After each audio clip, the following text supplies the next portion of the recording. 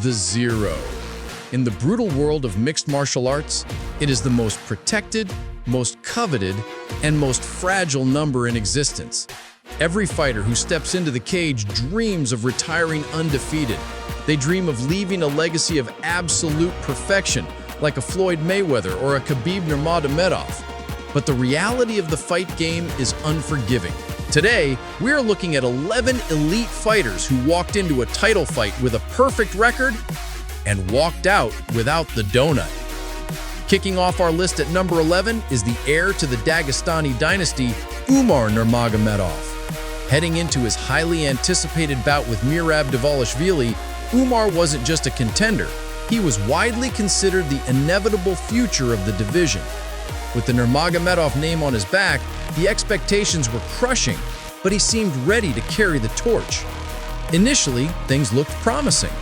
In the early exchanges, Umar controlled the distance beautifully, using his superior kickboxing to tag the champion and landing the cleaner, more damaging shots. For a moment, it seemed he had solved the puzzle that nobody else could. However, Merab's legendary cardio eventually turned the tide. As the fight went deep into the later rounds, the machine lived up to his nickname.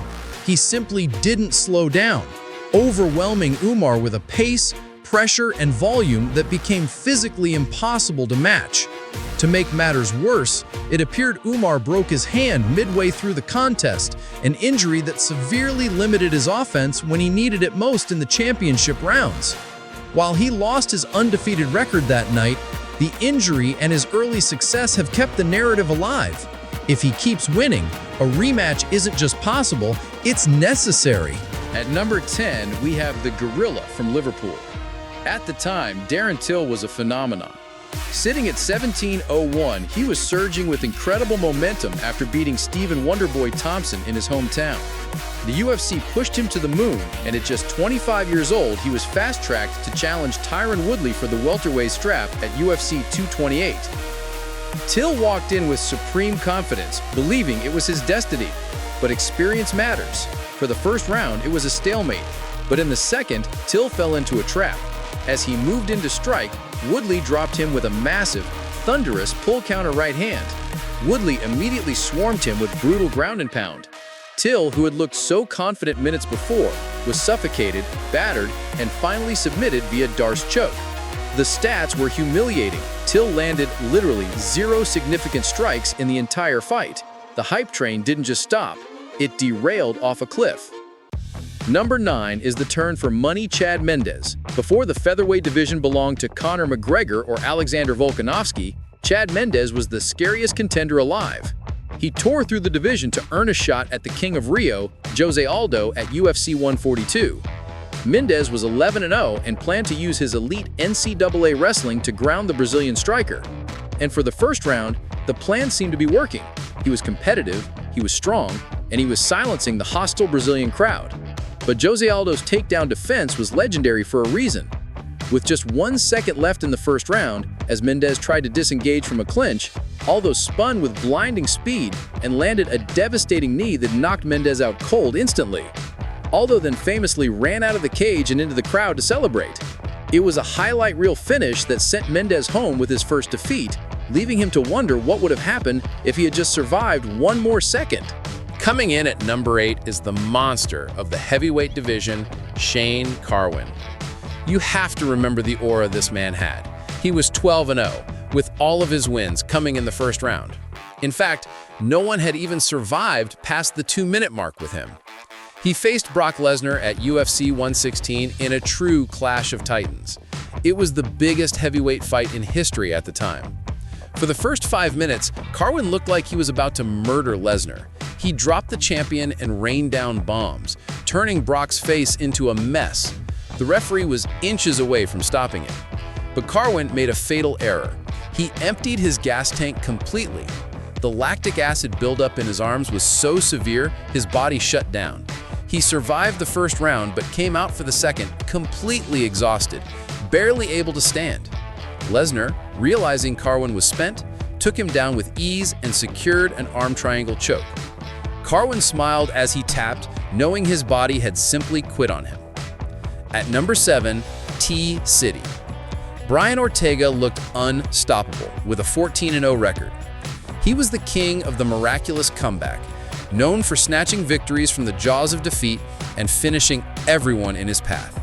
He was supposed to be the grappling puzzle Max Holloway couldn't solve at UFC 231. Instead, we witnessed a striking clinic. This wasn't a fight, it was a beatdown. Max didn't just beat Ortega, he taught him a lesson in levels. Max landed a record-breaking number of significant strikes, shattering records for volume. At one point, Max even paused mid-fight to show Ortega how to block punches. Ortega showed the heart of a lion, refusing to quit despite his face being unrecognizable and his eye completely swollen shut. But between the 4th and 5th rounds, the doctor mercifully stepped in and stopped the beating. The zero was gone, taken by the Blessed Express, and Ortega left a piece of his soul in the octagon that night. Number 6 is the Messenger. Before he was Triple C, Henry Cejudo was a pure wrestling specialist. An Olympic gold medalist, he entered the octagon 10-0 to face the flyweight GOAT, Demetrius Mighty Mouse Johnson. Cejudo truly believed his wrestling pedigree would be enough to bully the smaller champion. He was wrong. DJ showed that MMA wrestling is different from Olympic wrestling. At UFC 197, Johnson destroyed him in the clinch. He controlled Cejudo's posture and landed brutal knees to the body that folded the Olympian in the very first round. It was a shock to the system for Cejudo. He was dispatched in under 3 minutes. Henry would eventually bounce back to become a double champ and an all-time great. But on that specific night, he learned the hard way that there are levels to this game. Cracking the top 5, we have the Eraser. Paulo Costa was 13-0, a wrecking ball of muscle and violence who fought like a bulldozer. The build-up to his fight with Israel Adesanya at UFC 253 was filled with genuine bad blood. People thought Costa's power and pressure would break the skinny kickboxer. But on fight night, on Fight Island, Costa looked frozen. Whether it was the wine he later claimed to drink the night before, or simply the brilliance of Israel Adesanya's feints, Costa couldn't get going. Izzy picked him apart from the outside, destroying his lead leg until Costa could barely stand. In the second round, Adesanya caught him with a counter left hook that dropped him and finished him via TKO. The post-fight celebration was humiliating, and the Brazilian powerhouse was left embarrassed. He didn't just lose his perfect record, he lost his aura of intimidation. Number 4 is arguably the most controversial entry on this entire list, Dominic Reyes. He entered UFC 247 with a perfect 12-0 record to face the light heavyweight GOAT, Jon Jones. Nobody gave Reyes a chance. And yet, for the first 3 rounds, he did the unthinkable. He outfought Jon Jones. Reyes looked faster, hungrier, and sharper, landing clean uppercuts and defending Jones' takedowns.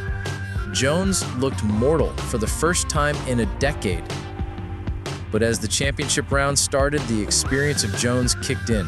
He rallied in rounds 4 and 5, while Reyes faded slightly. When the final bell rang, the world waited for a new champion.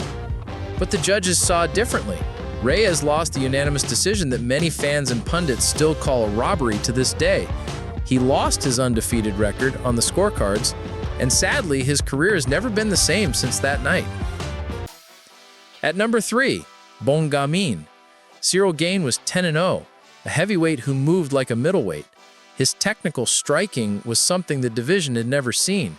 He faced his former teammate, the terrifying knockout artist Francis Ngannou, at UFC 270. The narrative was simple.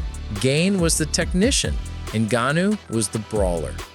And for the first 2 rounds, Gane was perfect. He outstruck Francis, keeping him at bay. But then the script flipped in a way no one expected.